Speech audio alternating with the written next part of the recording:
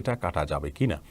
ঠোঁটের নিচে যে দাড়িটা থাকে, অর্থাৎ এই যে এগুলোর কথা বলা হচ্ছে, এগুলোকে অনেকে বাচ্চা দাড়ি বলেন, এগুলো কাটা যাবে কি না। স্বাভাবিক অবস্থায় এগুলো কাটা উচিত নয়, এগুলোকে রেখে দেওয়াই হলো নিরাপদ এবং ভালো। মূলত আমাদের এই যে হাড্ডির অংশ, এটার উপরে যেগুলো থাকে সেগুলো দাড়ি হিসাবে বিবেচ্য। তো এখানে থাকলে সেটা দাড়ি হবে কি না এটা নিয়ে যেহেতু মতপার্থক্য আছে এবং কিছুটা সন্দেহ আছে, সেজন্য এটা না কাটাই হল নিরাপদ। অনেক ওলামা একরাম এটা কাটাকে মাকরু বলেছেন, অনেকে হারাম বলেছেন। তবে বিশুদ্ধ মত অনুযায়ী এটি কাটা হলো মাকরু। যদি কারোর খুব কষ্টের কারণ হয়, বিরক্তির কারণ হয়, ঝামেলা হয়, অসুবিধা হয়, তিনি অবশ্যই কাটতে পারবেন। তা না হলে স্বাভাবিক অবস্থায় এটি কাটা উচিত নয়। বিন বাজ রাহিমাহুল্লাহ এটি কাটতে নিষেধ করেছেন, আমাদের ওলামা একরাম এটি কাটতে নিষেধ করেন।